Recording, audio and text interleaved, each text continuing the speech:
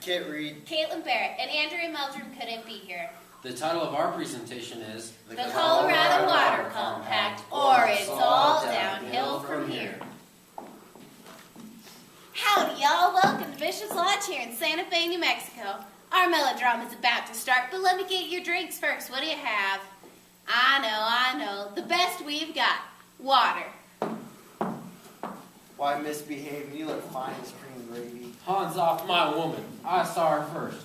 Misbehaving, your skin is whiter than a polecat's behind. Disaster, you're uglier than a bucket of mud. Now, Hans Offa, you behave. Yeah, Hans Offa, my woman. I'll be John quicker than you can spit and holler howdy. Help! If these boys start shooting, I'm going to be holier than a priest. Isn't there a better way to solve this drama?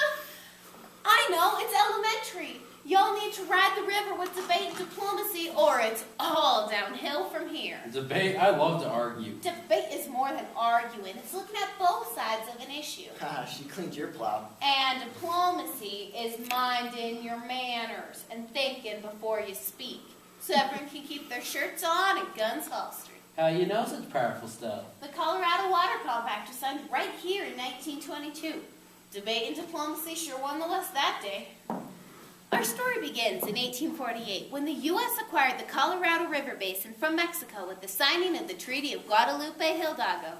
As part of Manifest Destiny, pioneers headed out west to colonize the desert. Eureka! There's gold in them there hills. And the rush was on, only to find out there was something more precious than gold. Eureka, I've struck water. Water?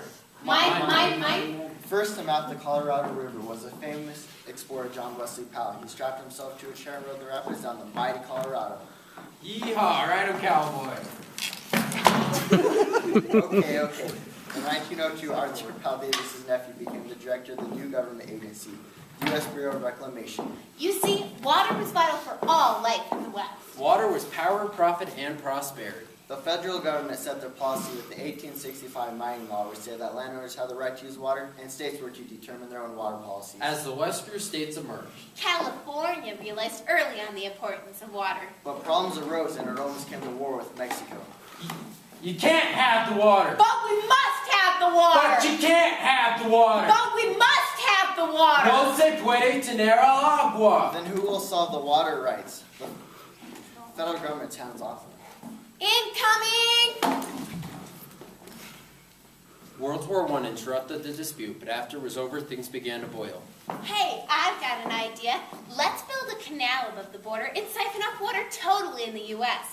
Then we won't have to deal with Mexico. We can call it the All-American Canal. Dun dun dun dun dun dun dun dun dun dun. Wait a minute, California's sure getting possessive of our water. We're upstream, so prior appropriation states, so upstream rules. Hold on. Just because you own the land bordering the stream doesn't mean you own the water. We're riparian rights. Oh, yeah? Yeah. And you thought things were tense on the OK Corral. Let's try some diplomacy, shall we? That's where the League of the Southwest was born. Anyone can send a delegate, and California had more delegates than anyone else. It's our posse. We're protecting our rights. California girls, they're unbelievable. They just want our water on top. No. We don't listen to our taunt. We're growing faster than you, so give us what we want. California has more delegates. We propose one vote per state. Ha! No way, Jose. Way down south where they want our water. Things are broad and they're not fair. You gotta walk away. We're gone. The upper basin states needed a champion. They turned to the Silver Fox of the Rockies, Delph Carpenter. I've been thinking about our future. It may not be great. If the states don't work together, Supreme Court will decide our fate. We need to debate with diplomacy to decide our future. Water rights, you see. So Delph Carpenter began to push for all 7 states to get together, debate, and come up with a solution themselves. He evoked Amendment 10 in Article 1 of the U.S. Constitution. I gathered all 7 states together and proposed a compact, but some thought it too novel and decided to risk it on a Supreme Court decision in their favor. Well, it was novel. So while you were trying to gather support, we tried to push through a resolution that all water rights be managed by the U.S. Reclamation Service. They like us. Which is why we blocked you. What are you going to do? Shoot it out or try some diplomacy? If we want upper basin support, we had better be diplomatic.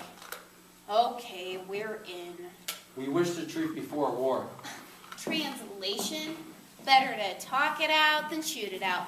So all 7 governors approved a plan and accompanied the Silver Fox to Washington for federal approval. Mount up. Hi-ho, Silver Fox away! President Harding said yes, and it was off to Congress. Where Wyoming, of all people, tried to block the bill. What? Those no good cat rustlers, what's their problem? Diplomacy, remember? Diplomacy is knowing when to hold it and when to fold them. Wyoming introduced a bill and it was approved. Next was the appointment of a federal representative, and I've got some ideas. Tall, dark, and handsome, and likes me. Now wait a gol darn minute. Everyone to your corners. Let me introduce myself. I'm Herbert Hoover. I object, you went to college in California. He's the Secretary of Interior. I'll put this as diplomatically as I can. Buck up, varmints, I'm what you get and I'll be impartial. So belly up to the bar. What do you have? Water. We want a dam to store water for us. No way, you'll take our water and we won't get to develop when we want. Can I help it if I'm developing faster than you? We want a dam too. Any dam you should get, I should get first. I should get my dam first. I am downstream. No you can't. Yes, I can. No you can't. Yes, I can. No you can't. Yes, I can. Yes, I can. Who's going to pay for the dams and who gets the power from them? You know, the Tennessee Valley Project is still 10 years away. Well, I think we should get it because we're Colorado. We have Everyone to your corners. water. Storage. Management. Tributaries. Relax, there's plenty of water to go around. The government has surveyed the river and found plenty of water for everyone. So everyone must come back to bargaining tables and be flexible. I'm flexible.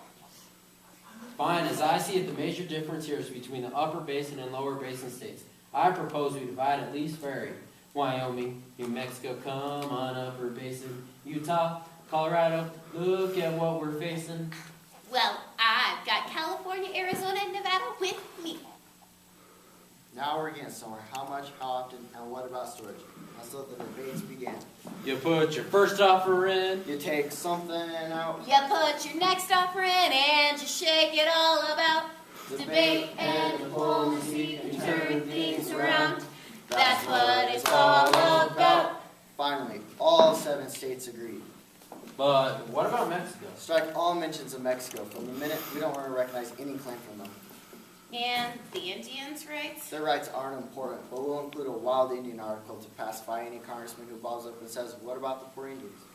On November 24th, 1922, the compact was signed with the provision that it could not be nullified unless all 7 states agreed, ironically hampering any further debate and diplomacy.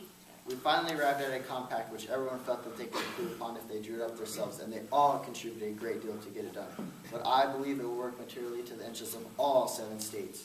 This was the first exemplification of interstate diplomacy in the history of the U.S. on so large a scale.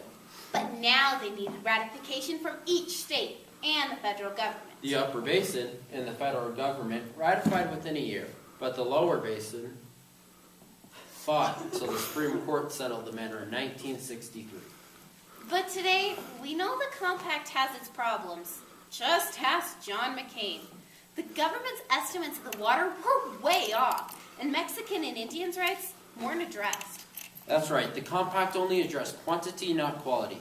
There were no provisions of water quality, environmental factors, or pollution, just amounts. And those amounts were based on incorrect surveys and a 10-year high water yield. Today, each state needs more water. In 1922, you wanted to live in the desert. But today, those areas are populated with people who need water. There simply isn't enough to go around. Diplomacy needs flexibility, and the compact is rigid. All 7 states will not change the compact in fear that they receive less water than they already have, which is sad. In the world today, we see a lot of arguing, but not debating both sides of an issue. If we were to use diplomacy, minding our manners and thinking before we speak, just imagine what we could accomplish.